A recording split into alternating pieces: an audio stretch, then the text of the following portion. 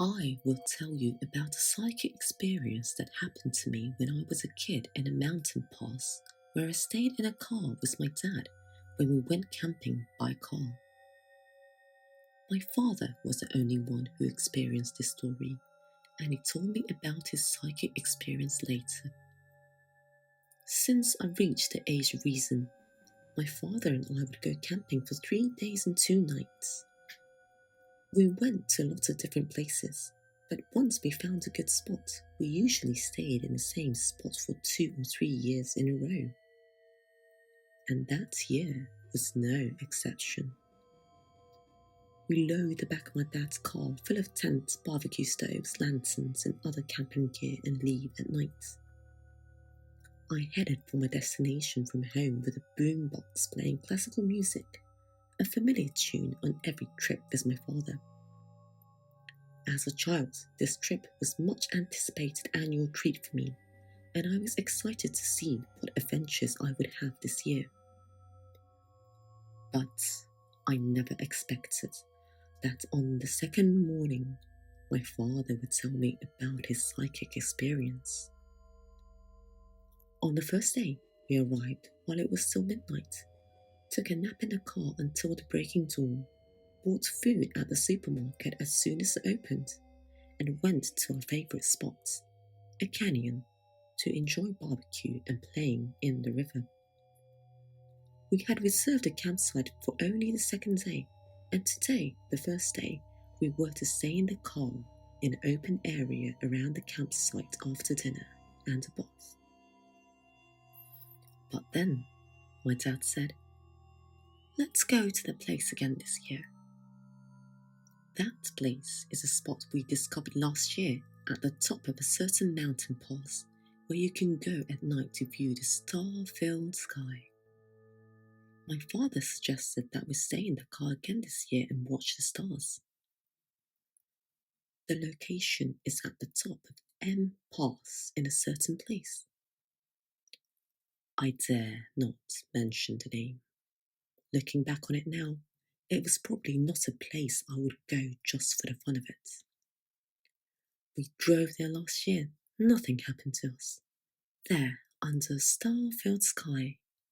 So at this point, we were not imagining anything of the thing. In hindsight, however, this year's M Pass was different from last year's from the very beginning. We were entering the pass from the base when an unusually large amount of fog began to appear. It was a pitch-dark night on the mountain road without a single light, and the constant thick fog coming out of the thickly overgrown trees created an eerie atmosphere. Of course, there were no other oncoming or following cars on the mountain pass at night. At that time, we did not imagine that anything strange would happen, but we could not help but feel a sense of strange wealth and loneliness on the mountain pass at night, shrouded in such thick fog that it felt somehow heavy and uneasy. We didn't say it out loud to each other, but my dad felt the same way. However, the fog gradually disappeared as we neared the summit. Finally, we reached the summit point. My dad turned off the car engine. I got out of the car and looked at the sky. It was really dark on top of the mountain, but on the contrary, the moonlight made the sky seem brighter. The stars we're looking for were as brilliant as ever. We felt somewhat unwelcome on the way there, but when the fog cleared and we saw the starry sky, we felt a sense of relief. After stargazing for a while on the mountain in the silence of the night, with the trees swaying casually in the wind, we decided to return to our car and go to sleep. We rolled down the driver's passenger seats, left the windows open about 3 inches to let the outside air in, covered ourselves with a towelette and quietly fell asleep. I woke up twice before the early morning light. but both times I went right back to sleep.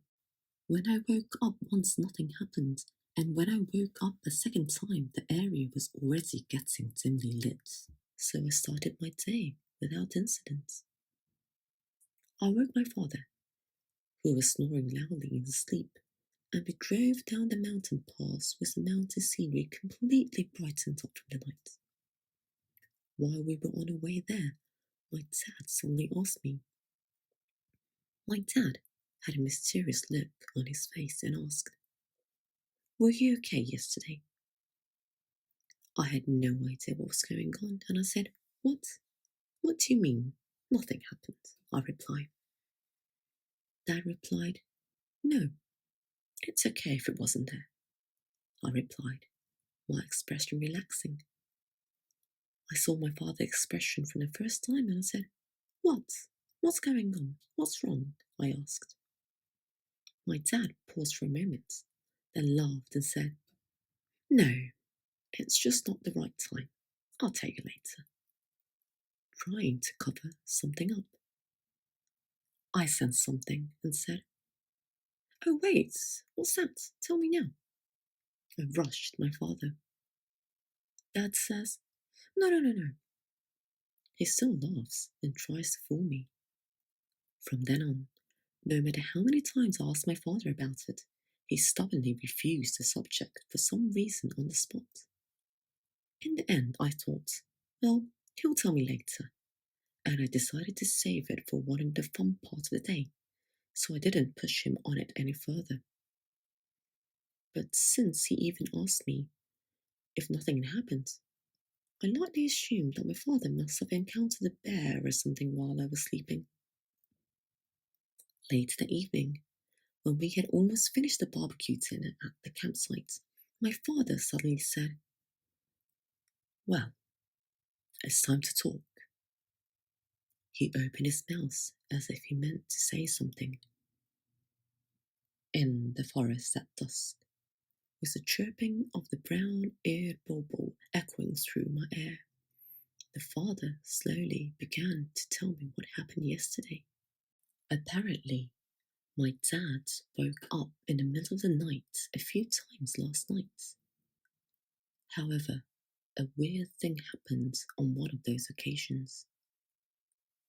When my father woke up in the middle of the night, it was still dark, and although he did not check the time, he guessed it was around 2 or 3 o'clock based on the time he started sleeping at the darkness of the area. While my father was still in the daze, I suddenly heard a knock knock from the driver's window. The sound came from the driver's window.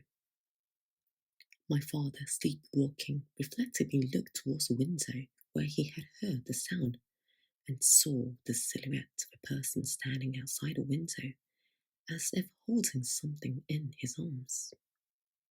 Soon it knocked on the window again. Normally, it would have been a frightening situation for a person to suddenly appear in front of you on a mountaintop in the middle of the night. But my father, who was usually a bad sleeper and had been completely sleepwalking until this point, slowly woke up without any fear and asked a question to the slightly open driver's side window. When my father raised his body and looked out the driver's window from the front, he saw a long-haired woman in her 30s, wearing a white one-piece dress, standing in front of him, holding a baby in her arms. And when the woman's eyes met my father's, she said this: "I got separated from my husband in the mountains, and we have a child in trouble. So can I stay in the car with you just tonight?" By this time, my father has finally become more conscious and aware of the abnormality of the situation. A woman with a child who wants to be put in the car with us after she has shown up in front of him in this place in the middle of the night. Even if it had been a living person, my father felt it was creepy. He also began to suspect that the person in front of him might not be a living person. and, completely freaked out, he quietly responded in a pathetic backwards voice. "I'm sorry, but I'm not sure." My father's reply was one that I don't understand at the moment, but he had no choice because he was completely upset at the time. As soon as she heard the reply, the woman's expression turned slightly miffed. At the next moment, something terrible happened. Suddenly, the woman reached out one arm and stuck her hand through the gap in the window, which was only 3 centimeters open. The woman tried to force the lock open from the inside by inserting her arm through the slightly open window. Of course, a woman with thin arms can only reach her fingers into the 3 centimeters gap between the car window and the lock. There is no way she can twist her arm to reach the key. However, the woman's arm deformed as if it had lost a bone or joint from the wrist, and she came to reach the key in a short time. My father was panicking, not knowing whether what was happening in front of him was a dream or reality, but he desperately held the key and prevented the invasion anyway. However, during the fight, my father suddenly fainted and apparently fell asleep. When my father next woke up, the area was already dimly lit.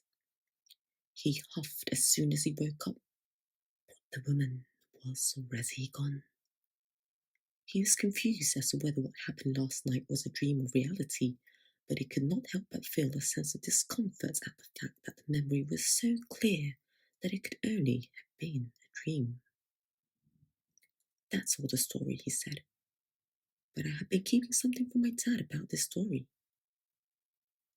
Ever since I heard about the strange story my father had experienced, the sound of a child's cry had been echoing faintly in my head. I kept quiet for a long time because I didn't want my dad to worry, but the child's cries grew louder in my head every day until now. 10 years later, they are so loud that I can no longer hear common chit-chat. I have been explaining to those around me that I have an ear infection, but it is about to drive me crazy. So I confess it here while I am calm. If I lose my mind, please show this video to my dad. Best regards."